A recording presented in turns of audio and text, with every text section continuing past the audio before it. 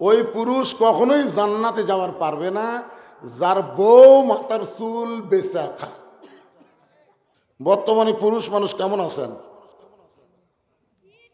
গ্রামের মধ্যে মরদ মানুষ ভালো নাই, কারণ ওর বইয়েরা মাথার চুল বেচা খায়। যখন কি বেচা খায়? শহরের ভালো আছেন, শহরও তার চুল বেচা হয় না, শহরও তো হয়। ওই পুরুষ কখনোই জান্নাতে যাওয়ার পারবে না যার বউ মাথার চুল বেচা খায়।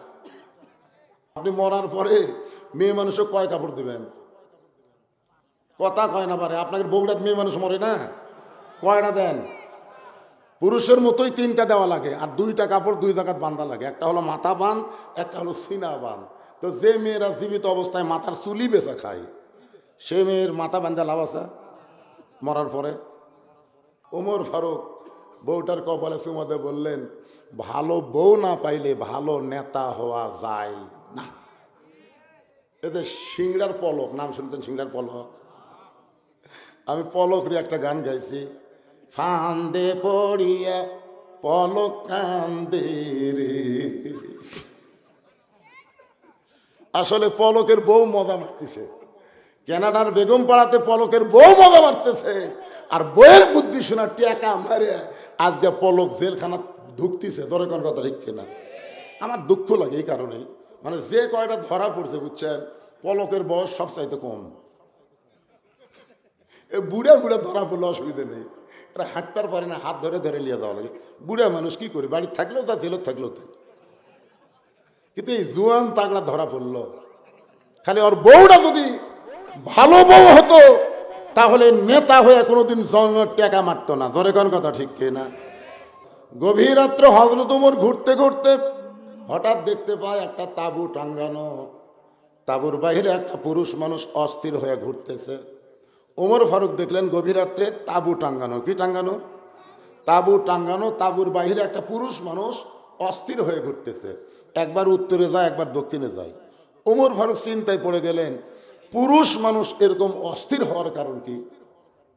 অস্থির পুরুষ মানুষ অস্থির হয়ে গেছে, একবার উত্তরে যায় দক্ষিণে যায়। ওমর ফারুক চিন্তায় পড়ে গেলেন যে পুরুষ মানুষ অস্থির হওয়ার কারণ কি। তাকে স্থির করার জন্য কাছে গিয়ে সালাম দিলেন, আসসালামু আলাইকুম ইয়া আব্দুল্লাহ। লোকটা সালামের উত্তর দেয় না। ওমর ফারুক আবার সালাম দিলেন, আসসালামু আলাইকুম ইয়া আখি। উত্তর দেয় না। ওমর ফারুক বলতেছেন আসসালা, যে আসা কতি। লোকটা বলে, এই মিয়া বারবার খালি সালাম দেশ কেন? কে সালাম দিছে? অর্ধজাহানের খলিফা একটা অস্থির মানুষকে স্থির করার জন্যে। কারণ পৃথিবীতে সবচাইতে বড় দোয়ার নাম কি? কবরে গিয়ে আপনি আগে দোয়া পড়তে পারবেন না। কবর জিয়ারত করবার গেলে আগে কি দেওয়া লাগবে? কারণ সালামের চাইতে বড় দোয়া পৃথিবী তার নাই। একটা মানুষ মরে গেছে, অথচ তাকেও সালাম দেওয়া লাগতেছে। ওমর ফারুককে লোকটা বলতেছে, এই মিয়া খালি বারবার সালাম দাও, তুমি জানো না আমি একটা অস্থির? ওমর ফারুক বললেন, ভাই অস্থিরকে স্থির করার জন্যই তো দোয়া করতেছি। বলে, তোমার দোয়া দিয়ে আমার কাম হবে না তো, তুমি জানো আমি কি বিপদে আছি। ওমর ফারুক বললেন, আপনার বিপদ কি? বলে, আমার বাড়ি হলো অমুক এলাকায়, আমার গর্ভবতী বউকে নিয়ে আমি যাচ্ছি অমুক জায়গায়। কারণ ওমর ফারুক যখন কোরআন দিয়ে রাষ্ট্র চালায় তখন দিনও যা রাতও তাই। জোরে কান সুবহানাল্লাহ। ওই মানুষটা কার সামনে বলতেছে? ওমর ফারুকের সামনে বলতেছে, ওমর ফারুক যখন কোরআন দিয়ে রাষ্ট্র চালায় তখন দিনও যা রাতও তাই। আমি আমার গর্ভবতী বউরে নিয়ে অমুক জায়গা থেকে অমুক জায়গায় যাচ্ছিলাম রাতের বেলায়, কিন্তু এই জায়গায় আমার বউটার প্রসব ব্যথা এত তীব্র হয়ে গেল, আমি তাঁবু টাঙ্গায়া আমার গর্ভবতী বউটাকে তাঁবুর মধ্যে রাইকা আমি বাহিরে অস্থির হয়ে ঘুরতেছি। এখন আমি পুরুষ মানুষ কি করি? তখন কি সিজার ছিল? সিজার? এখন তো ভ্যানালার বউ সিজার করে। হায় হায়। আমি তিনটা কথা বলি প্রত্যেকটা মাহফিলে। এক নম্বর কথা হলো, বড় বড় ডাক্তারের বইয়ের কোনদিন সিজার লাগে না, কারণ ডাক্তার জানে সিজার করলে মায়েরও ক্ষতি বাচ্চার ক্ষতি, এজন্য বড় বড় ডাক্তার যারা তাদের বইয়ের সিজার লাগে না। দুই নম্বর হচ্ছে, মৌলানাদের বাড়িতে কোনোদিন মিলাদ লাগে না। মৌলানারা পরের বাড়িতে পড়ায় কিন্তু নিজের বাড়িতে লাগে না। আর 3 নম্বর হলো কোনো পীরের বউ পীরের হাতে মুরিদ হয় না। কারণ পীরের বউ জানে আমার পীর মাঝে মধ্যে মুরিদের বইয়ের দিকে চোখ মারে, এই লুচ্চার হাতে কে মুরিদ হবে? তাহলে কয়টা বললাম? 1 নম্বর হলো ডাক্তার বড় যারা, এদের বইয়ের সিদার লাগে না। 2 নম্বর মৌলানার বাড়িতে মিলাদ হয় না। 3 নম্বর পীরের বইয়ের মুরিদ লাগে না। ওমর ফারুক বলতেছে, ভাইজান তুমি অস্থির হয়েও না, তুমি একটু ধৈর্য ধরো। ইন্নাল্লাহ মা'আস সাবিরিন, ধৈর্যশীলদের সঙ্গে কে থাকে? তুমি একটু ধৈর্য ধরো, আমার বাড়িতে ভালো ধাত্রী আছে। দেখেন, যে লোকটা 3 বার সালাম দিছে, সালামের উত্তর তো দেয়নি, আর কি ভাই মিয়া, আর সেই লোকটাকে বলছে যে ভাই তুমি একটু ধৈর্য ধরো, আমার বাড়িতে ভালো ধাত্রী আছে। লোকটাকে ধৈর্য ধরার ওয়াজ করে ওমর ফারুক এক দৌড়ে বাড়িতে আসলেন। গভীর রাত্রে দরজায় ডাক দিলেন, আব্দুল্লাহর মা। ওমর ফারুকের ছেলের নাম কি? আব্দুল্লাহর মা। সঙ্গে সঙ্গে দরজা খুলে গেল। ওমর ফারুক চোখে পানি নিয়ে বলতেছে, বিবি রে, আমি না হয় দায়িত্ব পাওয়ার পরে রাতের ঘুমকে হারাম করে দে, মানুষের দুঃখ কষ্ট দেখি, কিন্তু তোমাকে একটা ডাক দেওয়ার সঙ্গে সঙ্গে তুমি দরজা খুললে, তুমি কি ঘুমাও না? বউ স্বামীর কপালে চুমা দিয়া বলে, স্বামী গো, আপনি যেদিন থেকে দায়িত্ব পাইয়া মানুষের দুঃখ কষ্ট দেখার জন্য রাতের বেলা ঘোরেন, আমি সেই দিন থেকে বিছনায় ঘুমাই না, বরং দরজায় দাঁড়িয়ে সারা রাত আপনার নিরাপত্তার দোয়া করি। ওমর ফারুক বললেন, বিবি তুমি কি জান্নাতে যাবার চাও? বউটা বলতেছে, জান্নাতে যাওয়ার জন্য সবসময় দোয়া করি। ওমর ফারুক বললেন, তাহলে এই এই এই জিনিসগুলো নিয়ে বের হও। এই জিনিস মানে কি? একটা গর্ভবতী মেয়ের বাচ্চা খালাস করতে যা যা লাগবে সেইগুলো নিয়ে তুমি বের হও। কিছুক্ষণ পরে বউকে নিয়ে ওমর ফারুক ভিন্ন পথ তাঁবুর মধ্যে ঢুকাই দিলেন। তাঁবুর মধ্যে ঢুকাই দিলেন। কিছুক্ষণ পরে ওমর ফারুকের বউ বলতেছেন, ইয়া আমির আল মুমিনিন, আপনার বন্ধুকে খবর দেন, তার বিবি বাচ্চা দুইটাই সুস্থ আছে। আপনার তো সুবহানাল্লাহ করলেন, কিন্তু ওর খবর কি? যেই বলতেছে আমির আল মুমিনিন, আপনার বন্ধুকে খবর দেন, তার বিবি বাচ্চা সুস্থ আছে, ওমর ফারুক তাকায় দেখো ওই মাটির দৌড় পারতেছে।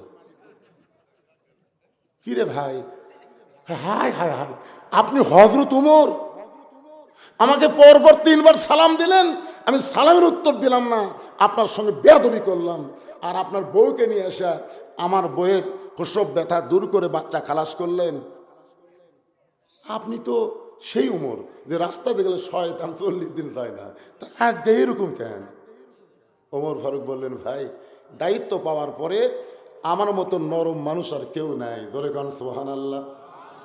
আব্দুল্লাহ বলতেছে, রে নবীর সাহাবীরা, তোমরা সবাই যখন ঘুমায় থাকো তখন আমার বাবা চুপি চুপি আমার ঘরের দরজা দিয়ে ডাকতেছে, আব্দুল্লাহ আব্দুল্লাহ বলে যখন ডাক দিল, আমি দরজা খুলে তাকায় দেখি বাবার হাতে একটা পাঞ্জাবি।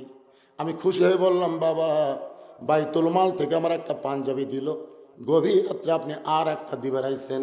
নেতার বেটা হওয়ার মধ্যে লাভ আছে, একটা পাইছি, আর একটা দিবে রাইছেন। সঙ্গে সঙ্গে হযরত ওমর বললেন, ইন্নাল্লাহা ইয়ামুরুকুম আন তুআদ্দুল আমানাতি ইলা আহলিহা ওয়া ইযা হাকামতুম বাইনান নাস আন তাহকুমু বিল আদল। আল্লাহু আকবার বলেন। এই যে আয়াত পড়লাম, এই আয়াতের বাংলা অর্থ কি জানেন? এখন যে কোরআন থেকে আপনারা আলোচনা শুনতে আইছেন, এই কোরআনের মধ্যে কোনো সন্দেহ, জোরে বলেন সন্দেহ। এ মাইকালা ভাই, সাউন্ড একটু ভম ভম বেশি করতেছে। আমি মনে করছে হুজুরের গলা ডাবে গেছে, আমি জোরে দিই। আরে পাগলা, জোরে দিলে কথা বোঝা যাবে না তো। আমার গলা ডাবার সাথেও মাইকটাও ডাবে দেওয়া লাগবে, বুঝলেন না? সবই ডাবা হওয়া লাগবে, তাহলে কথা বোঝা যাবে। হ্যাঁ, একটু খেয়াল করেন। এই কোরআনের প্রথমেই, এই বাচ্চারা কথাবার্তা বলো না, যালিকাল কিতাবু লা রাইবা ফিহি হুদাল্লিল, জোরে কোন হুদাল্লিল। আল্লাহ যদি বলতো যালিকাল কিতাবু লা রাইবা ফিহি হুদাল্লিন নাস, তাহলে এই কোরআন থেকে পাইকারি হারে এই নারুলি এলাকার সবাই হেদাত পেত। এলাকার যত মানুষ সবাই কোরআন থেকে হেদাত পেত যদি আল্লাহ বলতেন হুদাল্লিন নাস। কিন্তু আল্লাহ তাআলা এখানে হুদাল্লিন নাস না বলে হুদাল্লিল মুত্তাকিন বলার পিছনে কারণ আছে। এই কোরআন থেকে পাইকারি হারে সবাই হেদায়েত পাবে না, মুত্তাকি বান্দা বান্দি যারা আল্লাহর কোরআন থেকে হেদায়েত পাবে তারা। জোরে কোন সুবহানাল্লাহ। এখন মুত্তাকি কারা? আপনারা যে কোরআন শুনতেছেন, আপনাদের চাইতেও বেশি গুরুত্ব দিয়ে কোরআন যিনি শুনেছে তার নাম হলো আবু জেহেল। জোরে বলেন নাম কি? আপনারা তো বসে থেকে শুনতেছেন, ওর তো বসারই জায়গা হয়নি, নবীর সামনেও দাঁড়ায়নি। নবী যখন কোরআন তেলাওয়াত করতেন চুপি চুপি পিছনে অন্ধকারে দাঁড়িয়ে চোরের মতন কোরআন তেলাওয়াত শুনতেন। এত গুরুত্ব দিয়ে শুনতেন যে সকালবেলা গিয়ে মিটিংয়ের মধ্যে হঠাৎ মুখ ফসকে বলে ফেলেছে, এত সুন্দর কোরআনের বাণী, রাতটা কোন দিক দিয়ে গেল আমি বুঝবারই পারিনি। সুবহানাল্লাহ বলেন না? আপনার বলেন তো আবু জেহেল কি কোরআনের বিরুদ্ধে গেছে? বরং কোরআনের তারিফ করে বলতেছে, এত সুন্দর কোরআনের বাণী, রাতটা কোন দিক দিয়ে গেল আমি বুঝবারই পারিনি। আপনি একটা এসপিকে যদি বলেন হাফিজ সাহেব কেমন, বলবে ভালো। ডিসিকে বলেন হাফিজ সাহেব কেমন, বলবে ভালো। একজন নেতাকে বলেন হাফিজ সাহেব কেমন, বলবে ভালো। কিন্তু খোঁজলা দেখেন তাদের 14 গোষ্ঠীর মধ্যে কোনো হাফেজ নেই। আপনার বলেন তো এই তারিফ করে লাভ আছে? এই কথা কন, এই তারিফ করে লাভ আছে? হাফেজ সাহেব খুবই ভালো, তো তোমার ছেলেরা হাফেজ বানাও না কেন? হাফেজ সাহেব খুবই ভালো, এমপির ছেলে হাফেজ হয় না কেন? বাংলাদেশের যতগুলা ছেলের মাথায় এ পর্যন্ত আমরা পাগড়ি পরাইছি, অধিকাংশই তারা গরিবের সন্তান। খালি কোরআনকে আবু জেহেলের মতন ভালো বললে হবে না তো। আবু জেহেল বলতেছে এত সুন্দর কোরআন তেলাওয়াত শুনলাম, সারা রাত কোন দিক দিয়ে গেল বোঝাই গেল না। আবু সুফিয়ান বলে, নেতা যেই কোরআন শুনতে সারা রাত কোন দিক দিয়ে যায় বোঝা যায় না, সেই কোরআন ধরলে অসুবিধা কি? শুনলেই যদি এত মজা লাগে তাহলে এটা ধরার দরকার আছে না নাই? আবু জেহেল বলতেছে এই কোরআন ধরলে আমার ভুয়া নেতৃত্ব চলবি না। আজকে এই বাংলাদেশে যারা আবু জেহেলের মতন ভুয়া নেতৃত্ব দিবার চায় তারাই শুধু কোরআনকে বাইপাস করে চলে। জোরে কোন কথা ঠিক কিনা? আসলে এ কোরআন কি সবার জন্যে? হেদাত না, কেবলমাত্র মুত্তাকি বান্দাবান্দি যারা আল্লাহর কোরআন থেকে হেদাত পাবে তারা। আবু বক্কর হওয়া লাগবে, আবু জেহেল হলে চলবে না। অত্র এলাকার মধ্যে যারা আবু বক্করের অনুসারী তারাই আরামের বাড়ি, আরামের ঘুমকে বাদ দিয়ে ল্যাপ তোষকের মহব্বত কলিজা থেকে বের করে দিয়ে এই মাটির উপরে খেড়ের মধ্যে তারা বসেছে। আমার সামনে যারা বসেছেন আপনারাই হলেন মুত্তাকি। বলেন সুবহানাল্লাহ। এই মুত্তাকি সম্পর্কে আল্লাহ অন্য জায়গায় বলতেছেন, ইয়া আইয়ুহাল্লাযীনা আমানুত্তাকুল্লাহা হাক্কা তুকাতিহি ওয়া লা তামুতুন্না ইল্লা ওয়া আনতুম মুসলিমুন। এখানে আল্লাহ বলতেছেন যারা আমাকে বিশ্বাস স্থাপন করেছো, বিশ্বাসী ইমানদারকে লক্ষ্য করে আল্লাহ বললেন আত্তাকুল্লাহ, ভয় করতে হবে কার? সবাই বলেননি। আল্লাহ ছাড়া অন্য কারো ভয় আছে? বিশ্বাস করে গন্ধ। আচ্ছা, এখনই যদি একটা বিষাক্ত সাপ ওদিক থেকে সুরসুর করে এসে আপনাকে মাঝখানে যায় যদি ফুস করে ফেনা তোলে, আপনারা বলেন তো আল্লাহর ভয়ে বসে থাকবেন না সাপের ভয়ে দৌড় দিবেন? বসে থাকা লাগবে করলে হবে না, বসে থাকবো এই কথা বল।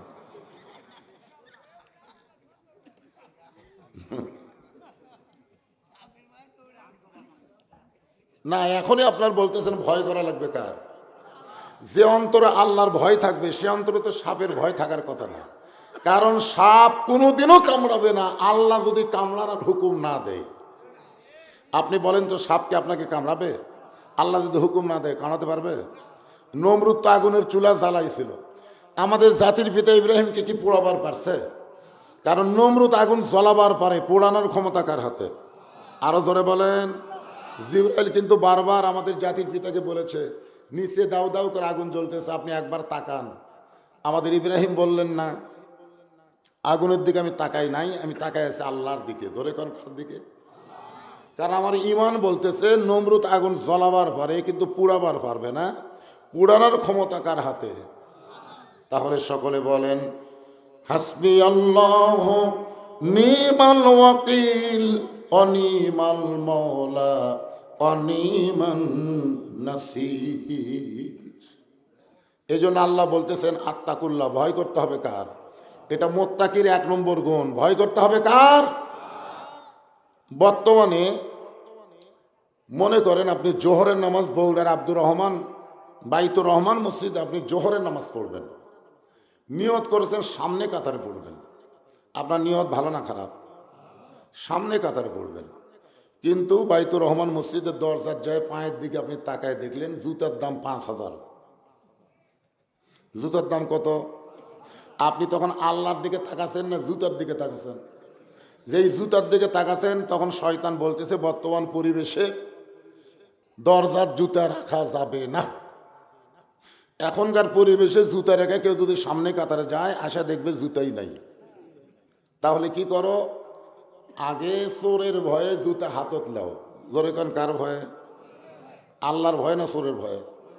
আত্তাকুল্লাহ মানে কার ভয়? কথা কয় না, কার ভয়? আপনি নামাজ পড়বেন কার? তাহলে জুতা হাতত নিলেন কার ভয়ে?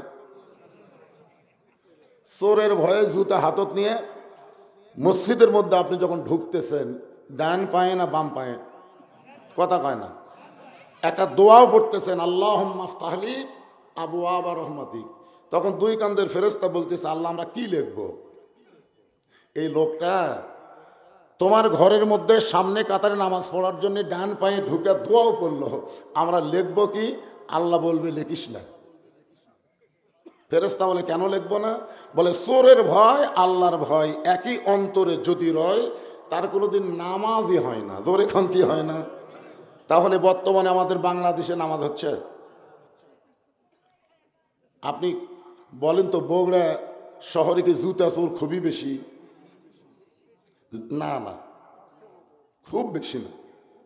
বড় মসজিদের চারিধার 2 জন জুতা চোর ঘুরে ঘুরে এসে বলতেছে আমাদের ভয়ে, 2 চোর বলতেছে আমাদের ভয়ে একটা ভালো জুতাও বাহিরে নাই। চোর বুকে থাবা দেয় বলতেছে আমাদের ভয়ে একটা ভালো জুতা বাহিরে নেই। যে সমাজে চোরের মশান হয় চোরেরা বলে আমাদের ভয়, ভালো জুতাগুলো মসজিদের ভিতরে ঢুকছে। এই সমাজে শুধু কোরআনের ওয়াজ শুনলে হবে না, কোরআনের বাস্তবায়ন ঘটাতে হবে। জোরে গণ কথা ঠিক কিনা? আপনার বলেন তো চুরি করলে চোরের শাস্তি আল্লাহর কোরআনে আছে না নাই? আপনি চোরের শাস্তির কথা কোরআনে তেলাওয়াত করবেন, আপনি পর্দার কথা কোরআনে তেলাওয়াত করবেন, আপনি তাবারাকাল্লাযী বিয়াদিহিল মুলক কোরআনে তেলাওয়াত করবেন, আবার চাষটল গল্প করবেন আওয়ামী লীগ ক্ষমতায় ছিল, আগামীতে বিএনপি ক্ষমতাতে আসতেছে। আপনি চাষটল গল্প করতেছেন, আগে ক্ষমতায় আওয়ামী লীগ ছিল, আগামীতে বিএনপি ক্ষমতাতে আসতেছে। এ কথা বলা মাত্রই আপনার শিরক হয়ে গেল। কারণ কোনো দল কোনোদিন ক্ষমতায় আসে না, সবসময় যিনি ক্ষমতায় থাকে অহুয়া আলা কুল্লি শাইইন কদির। বলেন তো তিনি কে? আরো জোরে, জোরসে বলুন। আপনারা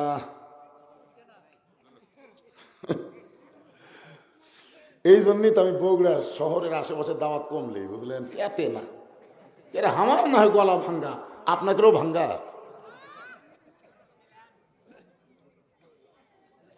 আমি কি আমার বাপ দাদার কথা বলতেছি না আল্লাহর কোরআনের কথা বলতেছি?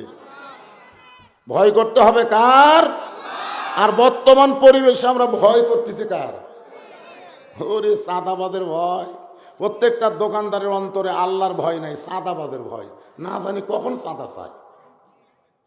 আমার এই বগুড়া শহরে তো কিছু জায়গা আছে, বুঝলেন তো। এক ভাই আমাকে বলতেছে হুজুর শহরে বাসা বাড়ি না করাই ভালো। তাই বললাম কেন? বলে ভিত খোঁড়ার থেকে শুরু করে একেবারে লিন্টন পর্যন্ত খালি দেওয়াই লাগবে।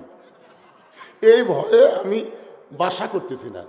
আপনারা বলেন তো উনি যে এই ভয়ে বাসা করতেছেন কার ভয় করতেছে? আল্লাহর ভয়? কার ভয়? চাঁদাবাজের ভয়। চোরের ভয়ে জুতে গেছে মসজিদের ভিতরে, আর চাঁদাবাজের ভয়ে দোকানদারেরা দোকান ঠিক মতো করবার পারতেছে না।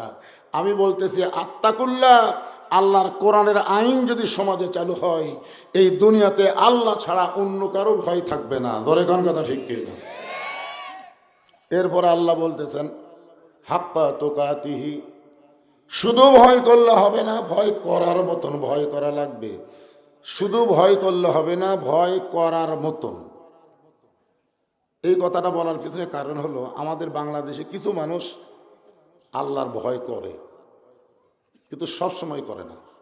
যতদিন ঘুষের চাকরি আছিল ততদিন ভয় করেনি। যে চাকরি গেছে, চাকরি রিটায়ার করছে, তখন মসজিদে যায় সামনে কাতারে বসে কানতেছে আর বলতেছে, আল্লাহ তোমার ভয়ে আমি তওবা করতেছি, আমি আর জীবনেও ঘুষ খাবো না। আপনার বলেন ওর চাকরি আছে? যতদিন চাকরি ছিল ততদিন আল্লাহর ভয় করেনি। যখন রিটায়ার হয়ে গেছে তখন আল্লাহর কাছে কানতেছে আর বলতেছে, আল্লাহ আমি তোমার ভয়ে তওবা করলাম, আর জীবনেও ঘুষ খাবো না। একটা লোকের যৌবনকাল আমরা দেখছি, আমার এলাকার কথা বলতেছি, যৌবনকালে শয়তানি করছে, আর বুড়া বয়সে আল্লাহর ভয়ে সিয়ারি লিয়া মসজিদত গেছে। যৌবনকালে কি করছে? কথা কয় না। যৌবনকালে কি করছে? শয়তানি করছে, আর বুড়া বয়সে সিয়ার লিয়া মসজিদত গেছে। আপনার বলেন তো, মসজিদ কি সিয়ারের জন্যে? কথা কন না কেন? মসজিদ কি সিয়ারের জন্যে? মসজিদ হলো 27 গুণ সওয়াবের জন্য। মসজিদ হলো 27 গুণ। বাড়িতে নামাজ পড়লে 1 গুণ, আর মসজিদে নামাজ পড়লে 27 গুণ। আপনারা বলেন তো, মসজিদে নামাজ পড়লে 27 গুণ সওয়াব কখন হবে? একলা একলা না জামাতের সাথে? কেউ যদি মসজিদে একলা একলা নামাজ পড়ে তাহলে 27 গুণ হবে? 1 গুণ হতে পারে, কিন্তু 27 গুণ হবে না।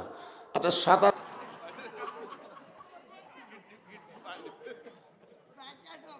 না, শোনেন, পায়ের গোড়ালির সঙ্গে গোড়ালি মিল করা লাগবে।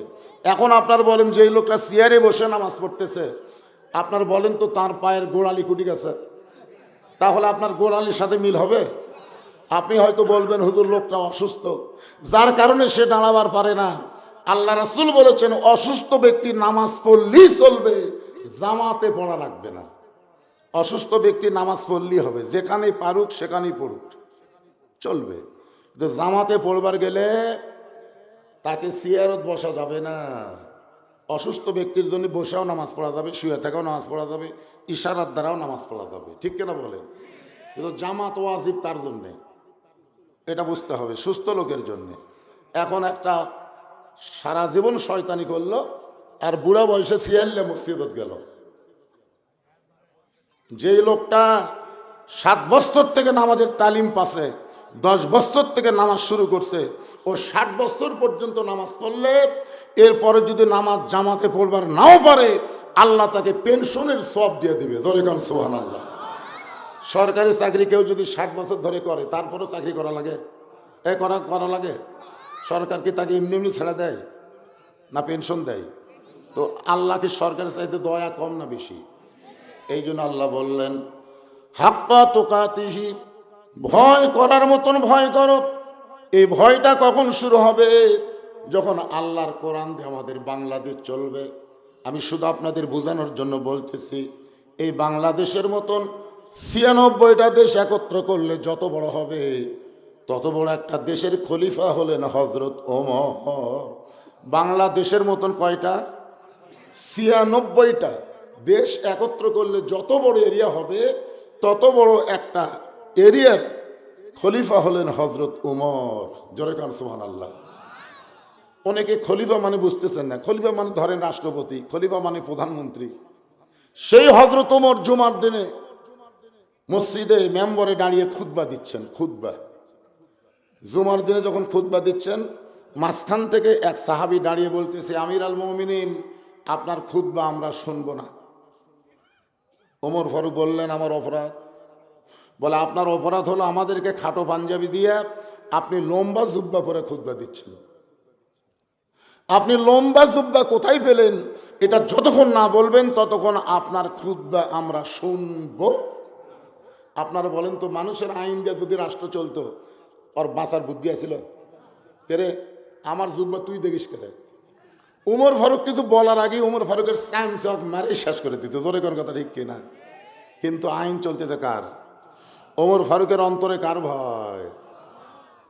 ওমর ফারুক চোখের পানি বের করে যখন কাঁদতেছে, এমন সময় আব্দুল্লাহ ইবনে ওমর 30 পারা কোরআনের হাফেজ, 6 লক্ষ হাদিসের হাফেজ, সুবহানাল্লাহ বলেন। নেতার বেটার যোগ্যতা কি? হ্যাঁ, 30 পারা কোরআনের হাফেজ, 6 লক্ষ হাদিসের হাফেজ। আর বর্তমানে বাংলাদেশের নেতার বেটাকের যোগ্যতা কি? শোনেন, আব্দুল্লাহ ইবনে ওমর বাবার পাশে দাঁড়িয়ে বললেন, রে নবীর সাহাবীরা, তোমরা খাটো পাঞ্জাবি হলেও তো নতুন কাপড় পরে নামাজ পড়তে এসেছো। আমার দিকে তাকায় দেখো, আমার পরনে নতুন কোনো কাপড় নাই। ওই সময় অর্থমন্ত্রী ছিলেন ওসমান গনি। ওমর যখন মদিনার খলিফা, ওই সময় যিনি অর্থমন্ত্রী ছিলেন তার নাম কি? এইগুলোর নাম খেয়াল করবেন। অর্থমন্ত্রী ওসমান গনি দাঁড়িয়ে বললেন, আব্দুল্লাহ, আজকে জুমার দিনে তুমি নতুন কাপড় না পরে পুরাতন কাপড় পরে আসলে কেন? আব্দুল্লাহ বলতেছে, আমি যদি আজকে নতুন কাপড় পরতাম তাহলে আমার বাবার জুব্বা লম্বা হতো না। সুবহানাল্লাহ না কেন? আজকে যদি আমি নতুন পোশাক পরতাম আমার বাবার জুব্বা লম্বা হতো না। রে মদিনার লোকেরা শোনো, নবীর সাহাবীরা মনোযোগ দিয়ে শোনো। যেদিন থেকে আমার বাবা মদিনার খেলাফতের দায়িত্ব নিছে, সেদিন থেকে আমার বাবা আল্লাহর ভয়ে আর রাত্রেবেলা কোনোদিন ঘুমাই না। যেদিন থেকে দায়িত্ব পাচ্ছে সেদিন থেকে এত নরম হয়ে গেছে যে মানুষটা রাস্তাতে গেলে শয়তান যায় না কয়দিন। আর সেই মানুষটা যখন দায়িত্ব পাচ্ছে এত নরম, রাতের বেলা আর ঘুমায় না। আর আমাদের বাংলাদেশে দায়িত্ব পাওয়ার আগে নরম, দায়িত্ব পাওয়ার আগে গরিবের বন্ধু, সমাজসেবক, জনদরদি। হায় হায়, আমার কাহালুতে এক নেতা একটা ফকিরক দেখে গাড়ি থামাছে। ড্রাইভারকে বলছে গাড়ি ব্রেক কর। ড্রাইভার বলে, নেতা কেউ তো নাই, ও আসতেছে। তো ড্রাইভারকে তো ফকির, ভোটের আগে পাগলা, ভোটের আগে কি লরম নেতা। গাড়ির থেকে নামে ফকিরক সালাম দিছে, আসসালামু আলাইকুম চাচা, কেমন আছেন? ফকির খালি চারিদিকে এরকম তাকায়, চারিদিকে তাকায়। নেতা বলে, কি দেখেন? বলে, কাক সালাম দিলা? আপনাকে দিলাম চাচা, আমি ভিক্ষা করে খাই। ভোটের আগে, ভোটের আগে আমার মতন ভালো মানুষ কেউ নেই, আপনিও যা হামু তাই। এই নেতা ভোট পায় যখন এমপি হবে, বগুড়ার বাড়ি থাকবে কিন্তু বগুড়ায় থাকবে না, ঢাকায় থাকবে। মাঝে মধ্যে বেড়াবার আসবে, চান্সের অত্যাচারে একটা ভোটার নেতার কাছে যাবার পারবি না। জোরে কোন কথা ঠিক কি না? কোরআনের শাসন যখন চালু হবে তখন প্রত্যেকটা নেতারা দায়িত্ব পাওয়ার আগে গরম থাকতে পারে, কিন্তু দায়িত্ব পাওয়ার পরে তাদের নরম হওয়া লাগবেই। আব্দুল্লাহ ইবনে ওমর বলতেছে, দুনিয়ার সবাই যখন ঘুমায় তখন আমার বাবা ঘুমায় না।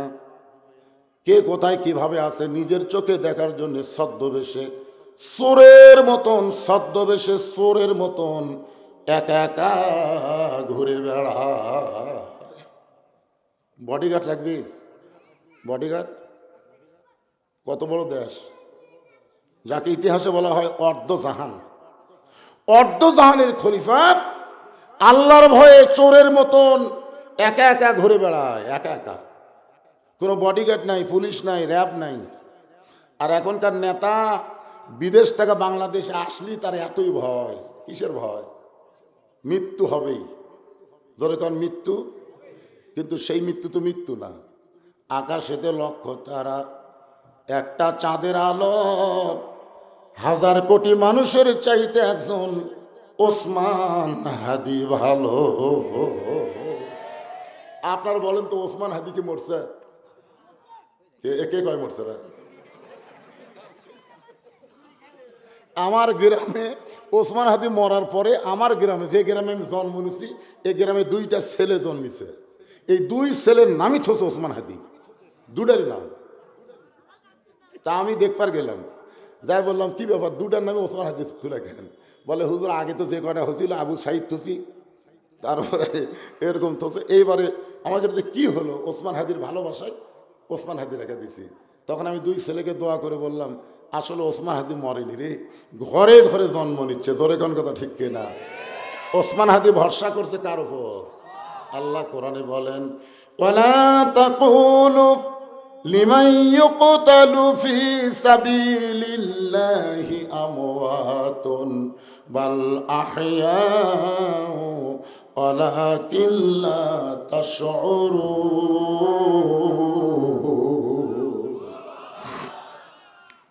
আমরা বসে যাই, জমে বসে যাই। আজকের এই মাদ্রাসার উদ্যোগে, মসজিদের উদ্যোগে আজকের এই মাহফিলে যারা সার্বিক সহযোগিতা করেছেন, বিশেষ করে আমাদের ডলার ভাই সহ, ডলার ভাই, পান্না ভাই, কল্লর ভাই, শাহিন ভাই সহ যারা বহুত কষ্ট করেছেন, আপনারা যারা সহযোগিতা করেছেন, সকলের জন্য দোয়া হবে। সকলে চলে আসি, জমে বসে যায়। এ পর্যায়ে গুরুত্বপূর্ণ বক্তব্য নিয়ে আসেন আজকের এই ইসলামী জলসার সম্মানিত প্রধান বক্তা, মুফাসসিরে কোরআন আলহাজ হযরত মাওলানা মুফতি বজলুর রশিদ মিয়া সাহেব, আলহাজ হযরত মাওলানা মুফতি বজলুর রশিদ মিয়া MM triple title first class Kahalu Bogura. আমি হযরতকে ওনার মূল্যবান আলোচনা করার জন্য সবিনয় অনুরোধ করছি।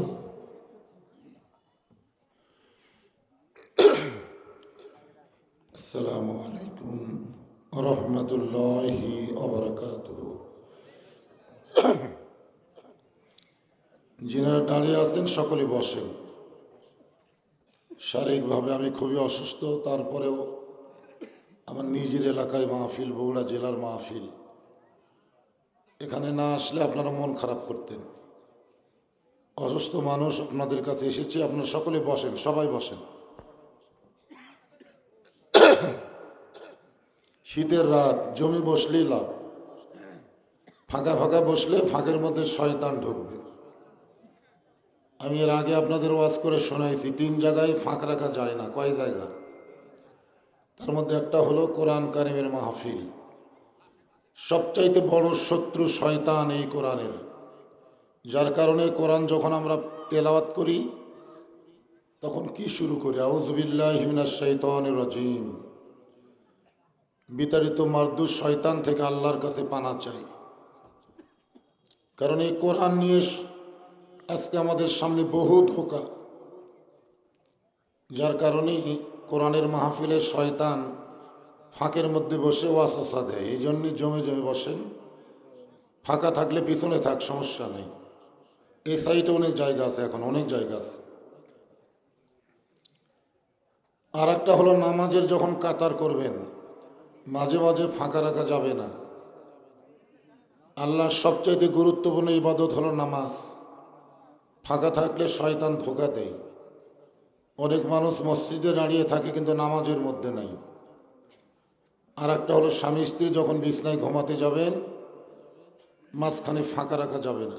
ফাঁককে শয়তান খুব পছন্দ করে। এই জন্য সকলে জমে জমে বসেন। আপনারা সকলে আমার ওয়াজ শুনেছেন, মোবাইলে শুনেছেন, ইউটিউবে দেখেছেন। আজকে অনেক মানুষ, এই বগুড়ারই মানুষ, তারপরেও ঘরের মধ্যে আমাকে গিয়ে বললো, হুজুর জীবনের প্রথম দেখতেছি। বহু বছর হলে আপনার ওয়াজ শুনি, কিন্তু আজকেই প্রথম দেখা।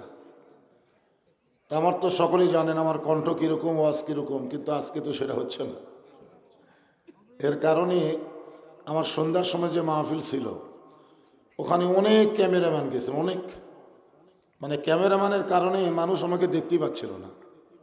আমি ওখানে জোড়হাত করে নিষেধ করছে, আজকের দিনে তোমরা আমার ওয়াজগুলো ভিডিও করো না। আজকের ওয়াজ যদি তোমরা ছাড়ে দাও তো জনগণ যারা দাওয়াত দিয়েছে এরা টাকা ফেরত দেবে, এটা আর চলবে না। এজন্য ওনাদেরকে নিষেধ করেছে বলে এখানে আসে নাই। তাছাড়া আমার ওয়াজ মানে শত শত ক্যামেরা, ক্যামেরারই জায়গা হয় না। মানুষের তো জায়গা হয়, কিন্তু ক্যামেরারই জায়গা হয় না। কিন্তু এখানে নিষেধ করা হয়েছে ওই মাহফিলে, যার কারণে এখানে তারা আসে নাই। তারাও আমার জন্য দোয়া করতেছে, আপনারা দোয়া করেন। আল্লাহ যতক্ষণ কথা বলার তৌফিক দেয়, যেন সুন্দরভাবে আপনাদের সামনে কথাগুলো বলতে পারি, আল্লাহ যেন কবুল করে। সকলে করে আমিন। আলহামদুলিল্লাহ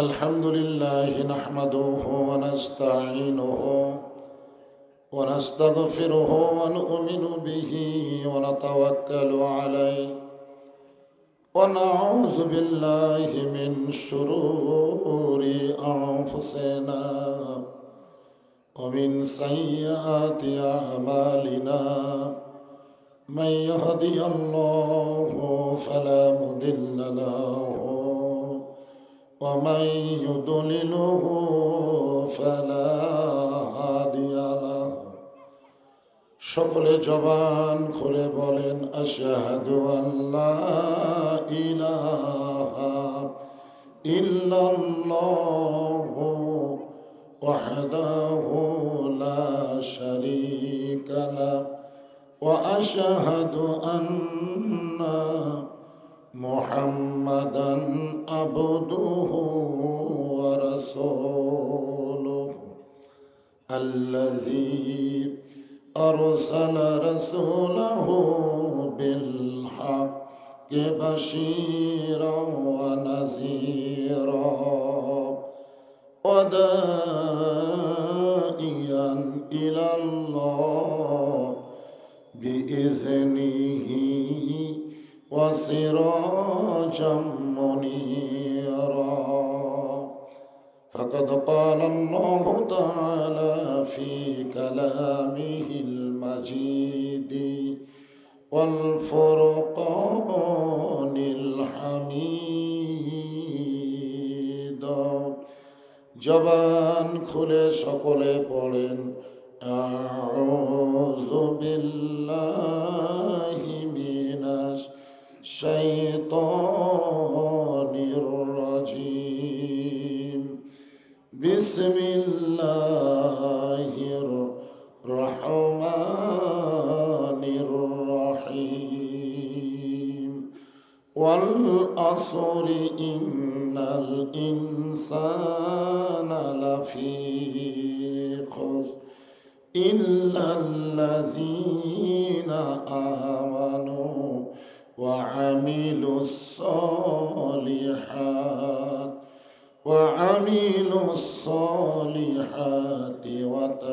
وتواصوا بالحق وتواصوا بالصبر إن الله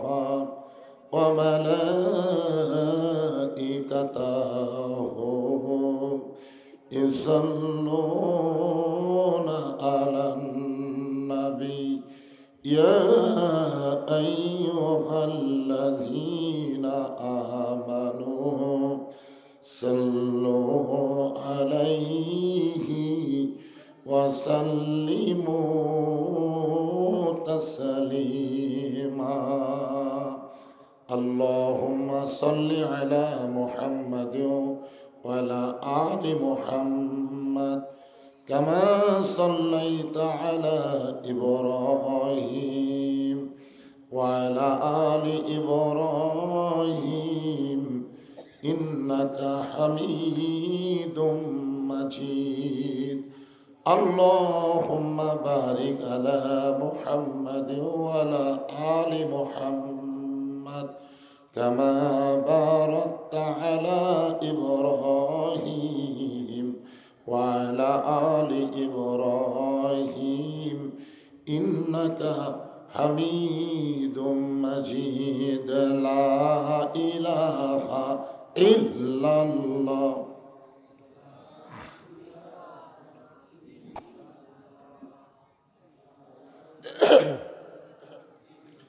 لا إله إلا الله لا إله إلا الله لا إله إلا الله جور لا إله إلا الله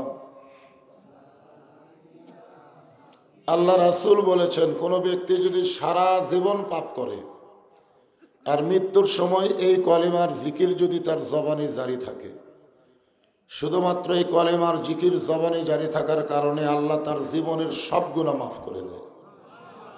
আফজালুজ জিকির লা ইলাহা সবচাইতে দামি জিকির, সকলে মহব্বতে লা ইলাহা ইল্লাল্লাহ, লা ইলাহা ইল্লাল্লাহ, লা ইলাহা ইল্লাল্লাহ, লা ইলাহা। যার দেলে আছে আমার আল্লাহর ভয়, যার মনে আছে আল্লাহর ভয়, আল্লাহ আল্লাহ সব সময়।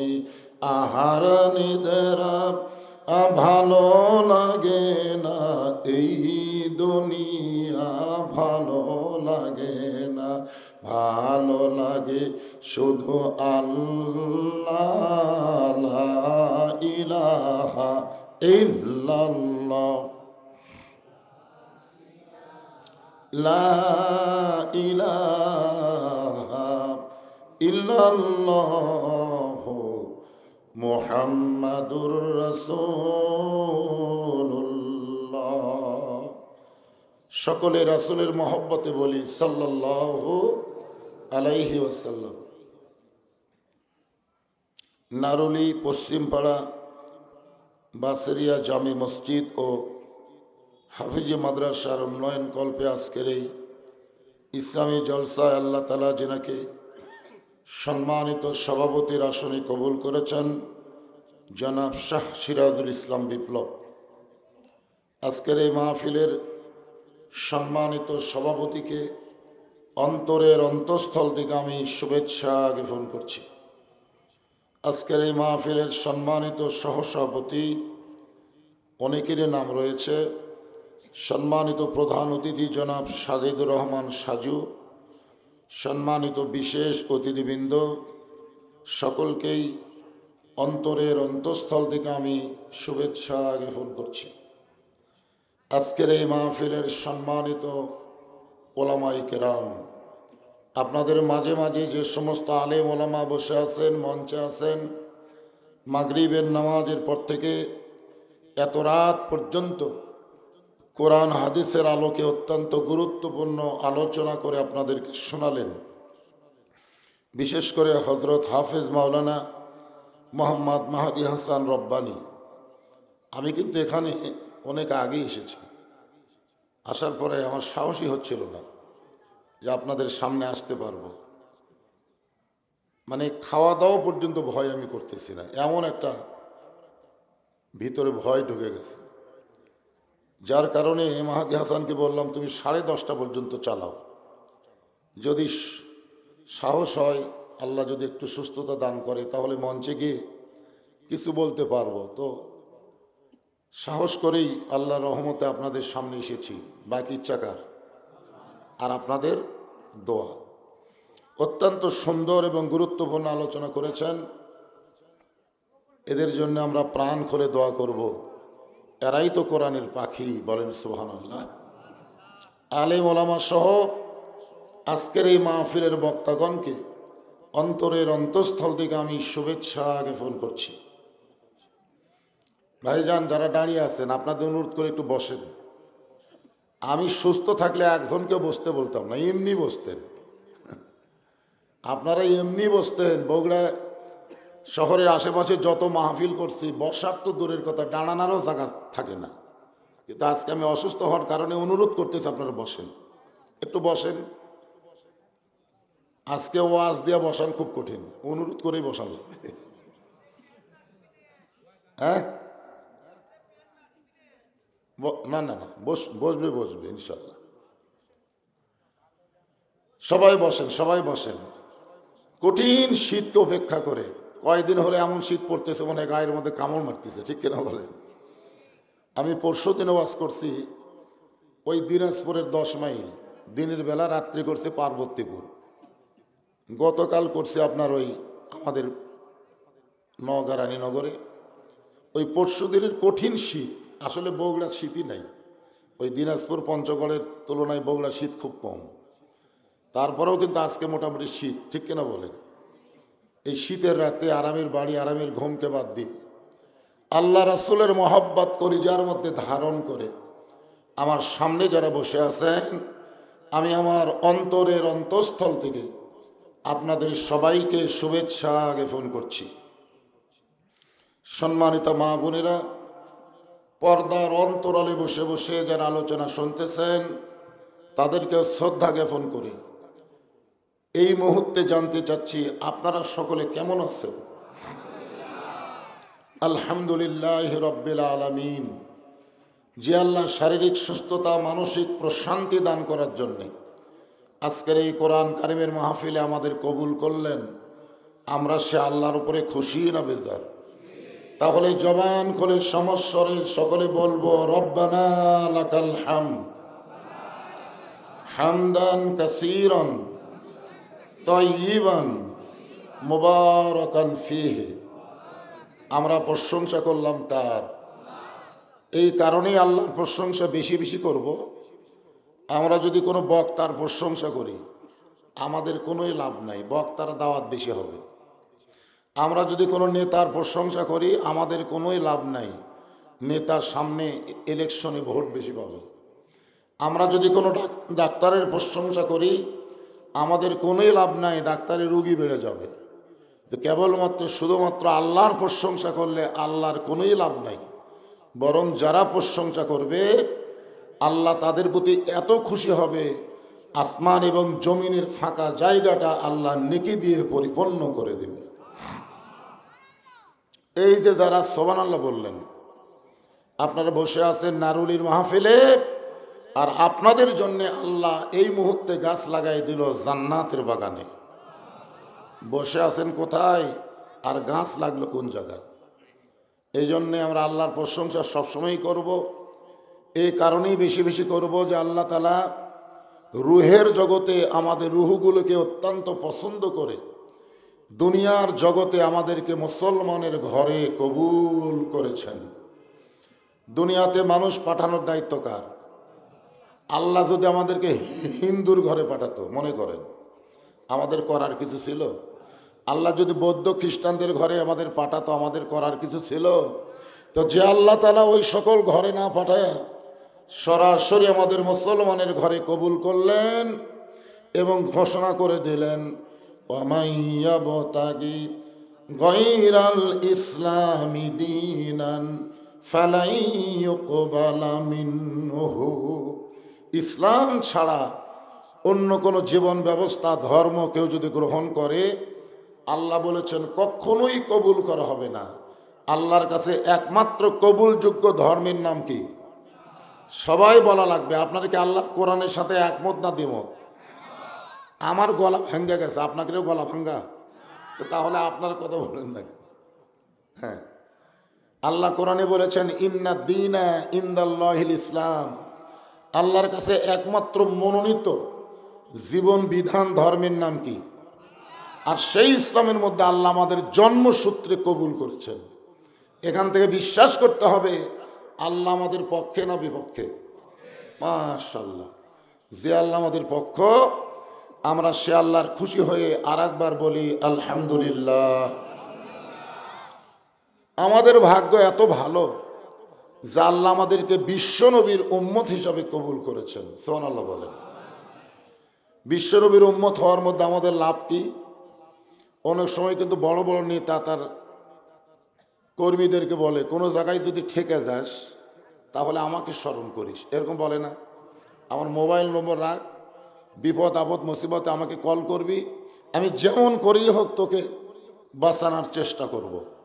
এটা দুনিয়ার নেতারা দুনিয়াতে কর্মীদেরকে বলতে পারে, কিন্তু আমাদের নবী শুধু দুনিয়ার নেতা না, তিনি হলেন বিশ্ব নেতা। জোরে কান সুবহানাল্লাহ।